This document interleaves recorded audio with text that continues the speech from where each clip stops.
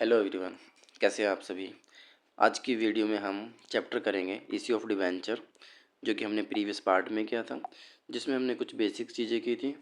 तो आज हम इश्यू ऑफ डिबेंचर का पार्ट 3 करने वाले हैं, क्योंकि सेकंड पार्ट हम ऑलरेडी डिस्कस कर चुके हैं। ठीक है, तो पार्ट का नेम क्या है, सबसे पहले वो मेंशन कर देता हूँ, purchase consideration other than cash. तो देखिए, अब तक के केस में नॉर्मली ये होता था कि कंपनी कोई भी डिबेंचर इश्यू करती थी पब्लिक में, और पब्लिक के यहाँ से पैसा आता था जिसको हम इंस्टॉलमेंट की फॉर्म में रिसीव करते थे, कभी एप्लीकेशन के नाम से, अलॉटमेंट के नाम से, फर्स्ट कॉल के नाम से, या फिर फाइनल कॉल के नाम से। लेकिन इस वाले केस में ऐसा नहीं होगा, इसमें थोड़ा सा डिफरेंट ट्रीटमेंट है। तो रहने दो फिर। यानी कि कंपनी डिबेंचर इश्यू तो करेगी पब्लिक में, लेकिन इस बार जो पेमेंट है वो कैश में नहीं करेगी, यानी पब्लिक से वो कैश नहीं लेगी, अदर देन कैश। यहाँ पे जो दिख रहा है ना आपको, अदर देन कैश का मतलब है यहाँ पे कैश को नहीं लिया जाएगा। ऐसे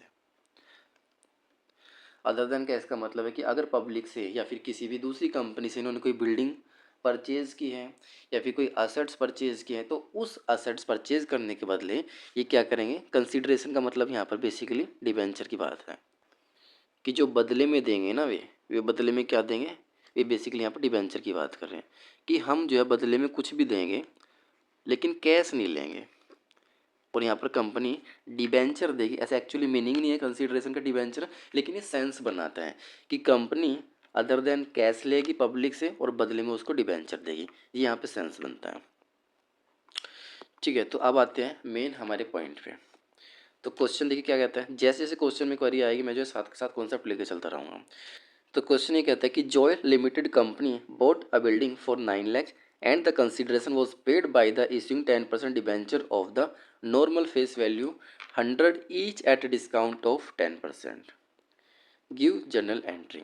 यानी कि जॉय लिमिटेड है ये बंदा, जॉय लिमिटेड कंपनी है, ये इसकी कंपनी है जिसने एक बिल्डिंग परचेज की है। कौन सी बिल्डिंग, ये वाली बिल्डिंग परचेज की है। और इस बिल्डिंग की जो पेमेंट है उसको कैश में नहीं कर सकते, क्यों, क्योंकि टॉपिक बोलता है कि नॉन कैश पेमेंट यहाँ पे होनी है। तो यहाँ पर जो पेमेंट हो गई है, तो यहाँ पे लिखा है कि 10% डिबेंचर देगा वो, यानी कि जो मिस्टर जॉय है वो 10% यहाँ पे डिबेंचर दे देगा, जिनकी फेस वैल्यू कितनी है यहाँ पर, जिनकी फेस वैल्यू है 100 रुपीज़। और वो भी डिबेंचर किस पे देगा, डिस्काउंट पे देगा 10%। तो सबसे पहले तो आपको पता होना चाहिए कि डिस्काउंट जो 10% की फॉर्म में, इसको रुपीज़ की फॉर्म में कैसे कन्वर्ट करना होता है कि जो भी आपके पास ईच वाला अमाउंट है, अगर वो 100 तो 100 लेना है, अगर वो 500 है तो 500 लेना है। 10% का मतलब यहाँ पर यह है। तो यहाँ पे 10 रुपीज़ ही आते, लेकिन फिर भी मैंने करके दिखा दी, क्योंकि यहाँ पे अगर जो है 500 800 होता तो अलग अमाउंट निकल के आता। तो अगर जिसकी कीमत 10 रुपीज़ है यहाँ पे, ठीक है, और उस शेयर्स को 10% यानी कि 10 रुपये माइनस करके, डिस्काउंट का माइनस करके अगर उसे इश्यू करते हैं तो 90 में जाएगा। यानी कि इश्यू प्राइस कितना है, 90 रुपीज़। और ये 100 आपको दिखाई दे रहा है, ये फेस वैल्यू थी, लेकिन डिस्काउंट के बाद वो कम हो गया। तो यहाँ तक समझ में आया। तो अब हमें जनरल एंट्री परचेज करनी है। तो सबसे पहले तो आप यहाँ पे देखो कि जॉय लिमिटेड कंपनी बोट अ बिल्डिंग, यानी कि बिल्डिंग जो परचेज की गई है ना 9 लाख की, तो पहले तो ये एंट्री होनी है। ठीक है, तो बिल्डिंग परचेज करने की एंट्री क्या होते हैं, normally building account debit to cash account होती है ना। लेकिन यहाँ पे पार्टी का नाम आएगा, पहले पार्टी का नाम आएगा, उसको ड्यू करेंगे और फिर उस पार्टी के नेम को हम क्रेडिट करके, सॉरी पेमेंट करेंगे, और वो भी कैश की फॉर्म में नहीं करेंगे, डिबेंचर की फॉर्म में करेंगे।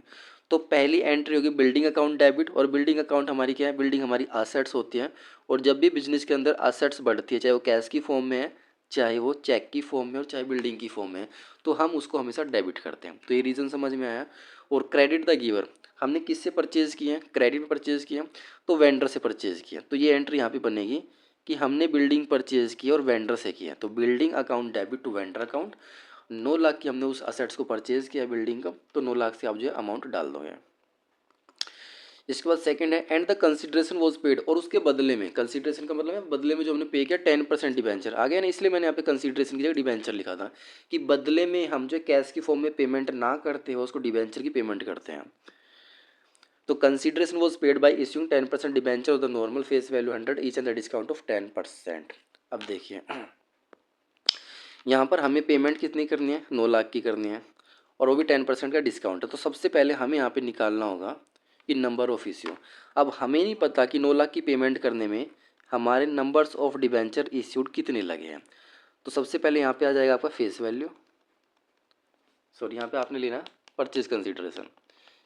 यहाँ पे पीसी लिख देता हूँ मैं, purchase consideration divide by issue price.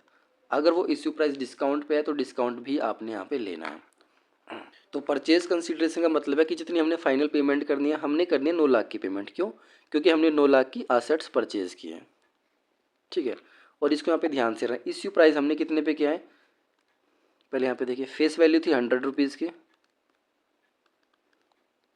ठीक है, जिस पे से डिस्काउंट दिया गया था कितना, 10% यानी 10 रुपीज़। तो अब हमारा इश्यू प्राइस कितना होता है, 90 रुपीज़, ऐसे निकला है। और हमें इश्यू प्राइस से डिवाइड करना होता है, ये रहा। तो ऐसे 1 जीरो से आपकी 1 जीरो कैंसिल आ जाएगी और ये हो जाएगा आपका 9 1 जा 1 यानी कि 10,000। अब ये 10,000 क्या है, ये है हमारे नंबर्स ऑफ डिबेंचर इश्यू। यानी कि 9 लाख की पेमेंट करने में हमारे पास से कितने डिबेंचर चले गए, 10,000 के डिबेंचर चले गए हैं। बस अब आपने एंट्री पास कर देनी है। हम ये 10,000 जो डिबेंचर थे ना, बस ये निकालना था।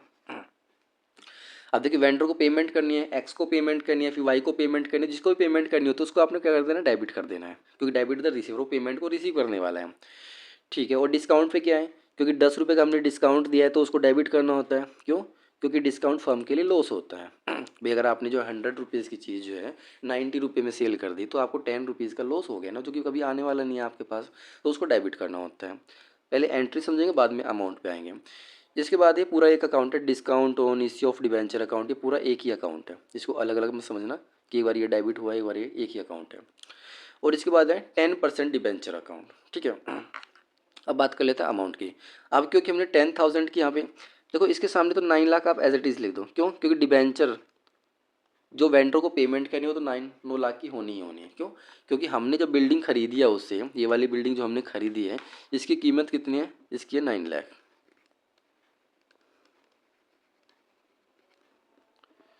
ठीक है, ये 9 लाख की। तो पेमेंट कितनी होनी है, जो भी वेंडर है, जो भी सप्लायर उस बिल्डिंग को करने वाला, 9 लाख की तो पेमेंट होनी ही होनी है। अब यहाँ पर डिस्काउंट में 1 लाख कैसे है, अब देखिए हमने नंबर्स ऑफ डिबेंचर कितने से थे, 10,000 नंबर्स ऑफ डिबेंचर इश्यू के थे, जिन पर 10 रुपये हमने डिस्काउंट भी दिया था। तो इस तरीके से हमने जो 1 लाख का अमाउंट निकाला है। और यहाँ पर आएगी हमेशा फेस वैल्यू, यानी कि 10,000 डिबेंचर जो हमने दिए हैं उनकी फेस वैल्यू 100 रुपीज़ थी, यानी कि 10 लाख, ठीक है। यानी कि हमने, अब देखो इस एंट्री को रीड कैसे करेंगे, 10 लाख के डिबेंचर थे हमारे पास, मतलब 10,000 के डिबेंचर 100 की वैल्यू के 10 लाख के बनते थे, जिसमें हमने 1 लाख का डिस्काउंट देके 9 लाख की पेमेंट कर दी। तो हमारे पास से तो 10,000 डिबेंचर जा चुके हैं, ये एंट्री कहती है। यानी कि 9 लाख की असेट्स को परचेज कर लिया हमने इस वाली एंट्री में, ठीक है। ये परचेज वाली एंट्री थी, इसमें हमने परचेज कर लिया है। और यहाँ पर हमने डिबेंचर इश्यू कर दिया 10,000। तो दोनों एंट्री आपको समझ में आई। और दो ही इवेंट यहाँ पर हो रहे हैं, एक तो बिल्डिंग को यहाँ पे हमने परचेज किया है ये वाला, और दूसरा हमने इश्यू किया है ये वाला। दो ही इवेंट है, तो यहाँ पे दो ही एंट्री यहाँ पे होनी है बेसिकली। तो इस क्वेश्चन में किसी बच्चे को डाउट आता है तो कमेंट सेक्शन कर सकते हैं, कमेंट में मेंशन कर सकते हैं। इसके बाद आते हैं नेक्स्ट पार्ट पे या फिर नेक्स्ट क्वेश्चन पे। यहाँ पे लिखा भी है वर्किंग नोट्स में कि नंबर्स ऑफ डिबेंचर कैसे निकालना होता है, परचेज कंसीडरेशन को डिवाइड करना होता है इश्यू प्राइस। और यही मैंने लिखा है, देखो परचेज कंसीडरेशन को डिवाइड करना होता है इश्यू प्राइस से। काफ़ी सारे टीचर यहाँ पे फेस वैल्यू बोलते हैं, बाद में डिस्काउंट को माइनस करते हैं। तो आपने फेस वैल्यू यहाँ पे लेना ही नहीं है। इश्यू प्राइस का मतलब है कि अगर वो डिस्काउंट पे इश्यू है तो माइनस कर देना है, प्रीमियम पे इश्यू है तो प्लस कर देना है, ठीक है। तो ये फॉर्मूला बनता है बेसिकली यहाँ पर, purchase consideration divide by issue price. तो ये क्या आ जाएगा, नंबर्स ऑफ डिवेंचर इश्यू। यानी कि उस पर्टिकुलर पेमेंट करने के लिए, बिल्डिंग की पेमेंट या फिर असेट्स की पेमेंट करने के लिए हमारे पास से कितने डिवेंचर जा चुके हैं। और 9 लाख को 90 से डिवाइड किया तो हमारा 10,000 ही आ गया। ऐसे हमने वहाँ पे निकाला था। इसके बाद है next question, Amrit limited was prompted by the Amrit and Bhaskar was authorized capital 10 lakh divided into 1 lakh share of rupees 10 each. The company decided to issue 1,006% debenture of 100 each to Amrit and Bhaskar each for their services in corporation at the company. इन दोनों लोगों ने इन corporation में काफ़ी help की है, जिसका नाम है अमृत एंड भास्कर। ठीक है, तो ये अमृत है आपका, ऐसे लिख लेते हैं, ये अमृत है और ये भास्कर सर है। तो इन लोगों ने कंपनी के इन कॉरपोरेशन में काफ़ी में हेल्प की है। तो इनकी सर्विस के बदले इनको सैलरी की फॉर्म में या फिर बोनस की फॉर्म में कैश ना देते हुए कंपनी क्या डिसाइड करती है कि हम इनको डिबेंचर दे देंगे, डिबेंचर की फॉर्म में पेमेंट कर देंगे। तो कैपिटल हमारी ऑथराइज कैपिटल थी, इसका कुछ नहीं करना हमें, 10 लाख का, डिवाइडेड इंटू 1 लाख शेयर्स। ठीक है, 1 लाख शेयर्स में डिवाइड कर दिया उस कैपिटल को, जो कि 10 रुपये की ईच है। Company decide to issue 1006% debenture. अब ये है डिबेंचर, 6% वाले डिबेंचर जिनकी कीमत 100 रुपये है, वे उन्होंने अमृत और भास्कर को दे दिए ईच फॉर देयर सर्विस। ठीक है, तो भैया अगर एक बंदे को इन्होंने 1000 दिए हैं, यानी कि अमृत को भी 1000 मिले डिबेंचर और भास्कर को भी 1000 मिले, तो टोटल कंपनी के पास से कितने डिबेंचर चले गए? 2000 चले गए। ठीक है, तो इसी वजह से यहाँ पे 2000 वाला अमाउंट आया। फिलहाल अमाउंट पे बाद में आएंगे, पहले एंट्री पे आते हैं। तो जब भी हम ऐसी वाली डिबेंचर देते हैं तो यहाँ पे इन कॉरपोरेशन अकाउंट को आपने डेबिट करना है। इन कॉरपोरेशन कॉस्ट अकाउंट को डेबिट किया और टू 6% डिबेंचर, यानी कि हमारा एक्सपेंडिचर था तो डेबिट कर दिया और हमारे पास से डिबेंचर चले गए। ठीक है, तो 6% डिबेंचर चले गए हमारे पास से। तो कितने चले गए यहाँ पे? क्या यहाँ पे नंबर्स ऑफ डिबेंचर इश्यू लिखा हुआ है? हाँ, यहाँ पे तो क्लियर कट लिखा हुआ है कि हमने 1000 डिबेंचर दिए, वो भी ईच दिए हैं। तो यहाँ पे तो आप 2000 numbers of debenture easily find out कर सकते हो, क्योंकि पैराग्राफ की फॉर्म में दिया हुआ है। तो 2000 डिबेंचर की कीमत कितनी थी? यहाँ पे लिखा है 100, है ना।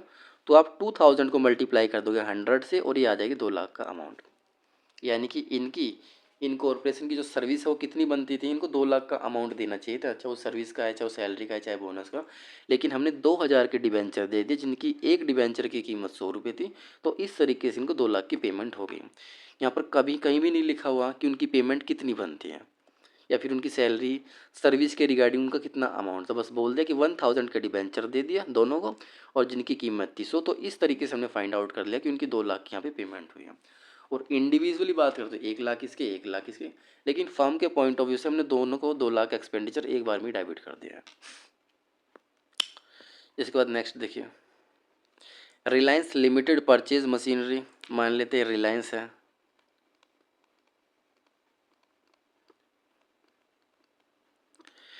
ये रिलायंस लिमिटेड है, इसने एक मशीन परचेज की है, ये वाली मशीनरी।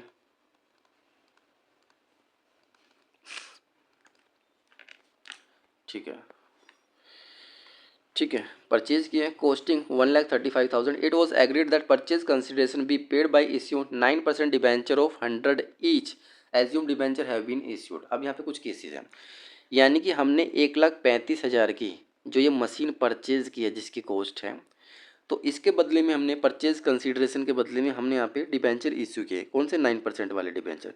बस इनका नाम है, फिलहाल 9% का यहाँ पे कोई यूज़ नहीं है, इंटरेस्ट वाली एंट्री हमें नहीं करनी होती है। 9% डिबेंचर दिए, जिनकी कीमत, हर एक डिबेंचर की कीमत थी यहाँ पे 100 रुपये।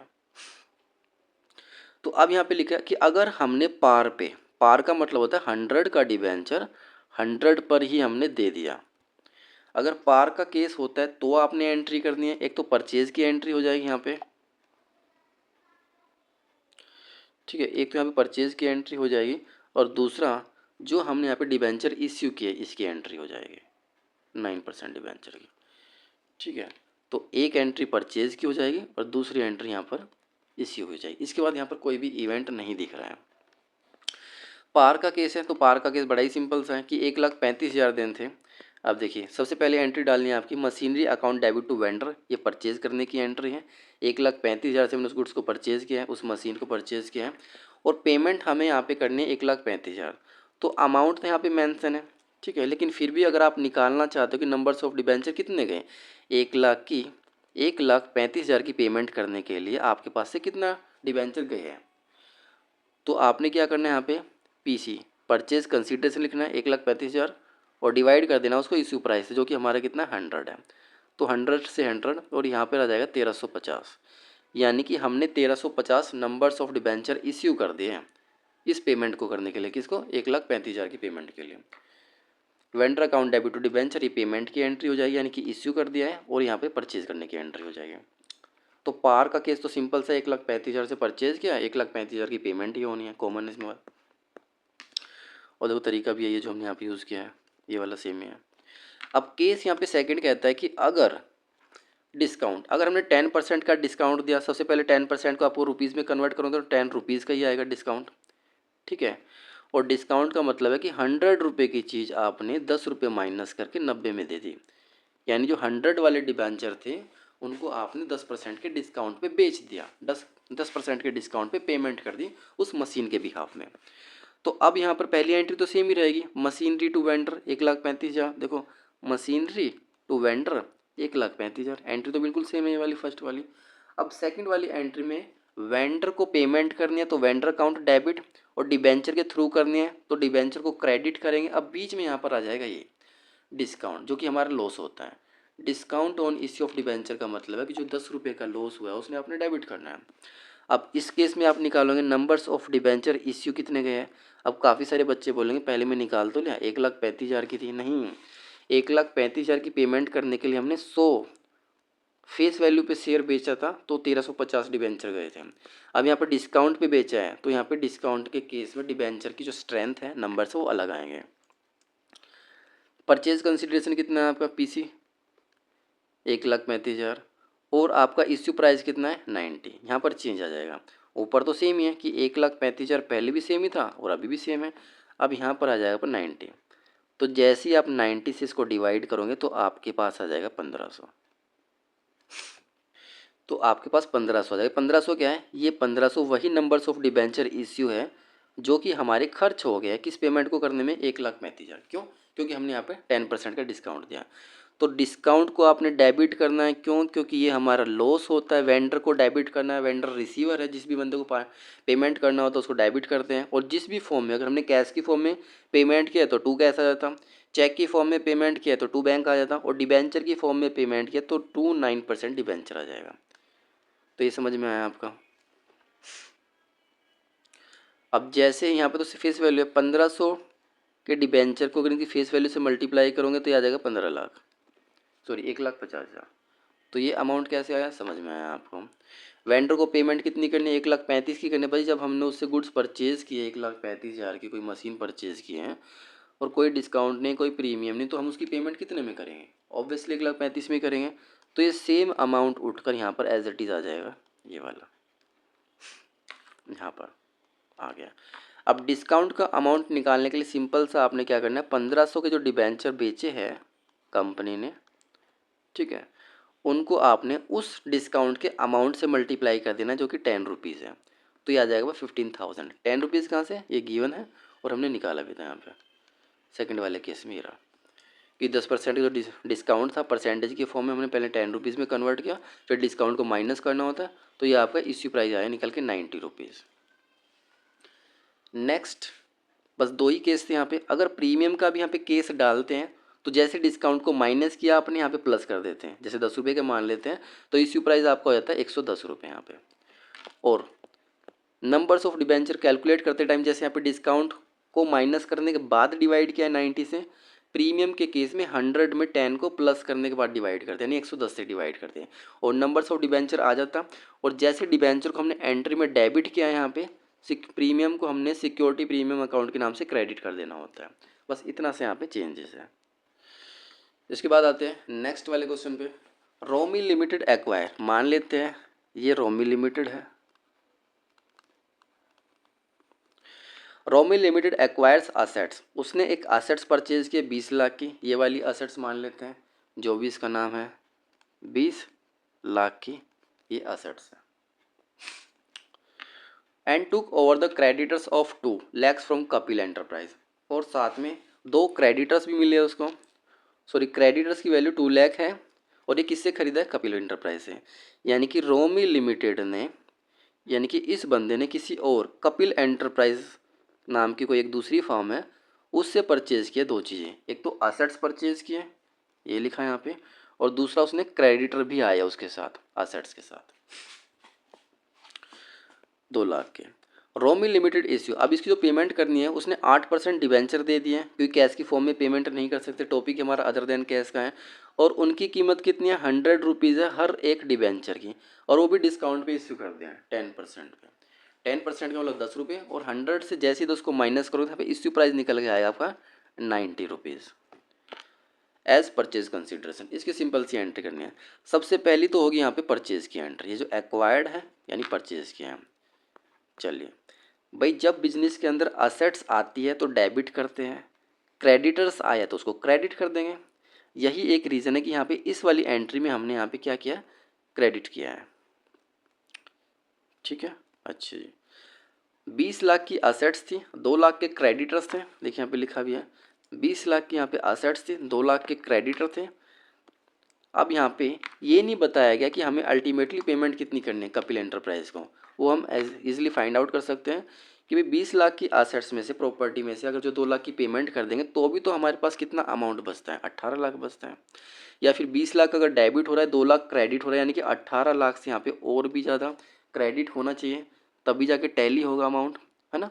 तो या तो आप टैली वाले मेथड से निकाल सकते हो कि यहाँ पे 20 लाख है तो यहाँ पर भी 20 लाख होना ही चाहिए, या फिर आप 20 लाख में सिर्फ 2 लाख की पेमेंट कर दोगे, इस प्रॉपर्टी को बेच के असेट्स को आप 2 लाख की पेमेंट कर दोगे तो आपके पास 18 लाख आएंगे ना, तो आपको अल्टीमेटली 18 लाख की पेमेंट करनी है, ऐसे भी आप निकाल सकते हो। तो यही होता है परचेज कंसिडरेशन। इस वाले अमाउंट के अगेंस्ट हमें बेसिकली क्या देना होता है, शेयर्स देना होता है। तो यही रीज़न है कि हमारी जो सेकंड वाली एंट्री वो 18 लाख से है।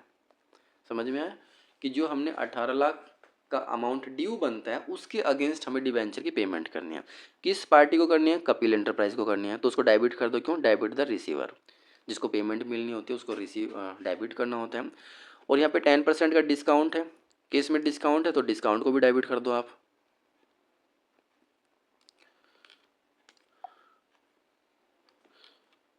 ठीक है, डिस्काउंट को यहाँ पे डेबिट कर दिया। पहले एंट्री पे आएंगे, उसके बाद न्यूमेरिकल वाले पोर्शन पे आएंगे, क्योंकि लॉस है हमारा। ये पूरा एक ही है, discount on issue of debenture पूरा एक ही है। टू 8% डिबेंचर, पेमेंट किस फॉर्म में की गई, कैश की फॉर्म में नहीं, डिबेंचर की फॉर्म में की गई, तो यहाँ पे 8% डिबेंचर, उस डिबेंचर का नाम आ जाएगा। ये तो हो गई एंट्री। अब बात करते हैं कपिल एंटरप्राइज, ये 18 लाख आया है यहाँ से, क्योंकि ये हमारा परचेज कंसिडरेशन है। और 2 लाख का डिस्काउंट कैसे आया, यहाँ पे आपको निकालना पड़ेगा नंबर्स ऑफ डिबेंचर इश्यू, कि इस 18 लाख की पेमेंट करने में हमारे कितने डिबेंचर जा चुके हैं। तो सबसे पहले आपने पीसी लिखना है, परचेज कंसिडरेशन जो कि है 18 लाख, उसको डिवाइड कर देना है इश्यू प्राइस से, जो कि है हमारा 100 माइनस 10 यानी कि 90। 9 टू जा 18 और 10 से यहाँ पे 10 कट जाएगा, तो यहाँ पे बचता है 20,000। हाँ जी, ये लिखा कि 20,000, नरेशन में आप मेंशन कर सकते हो 20,000 डिबेंचर हमने दिए हैं।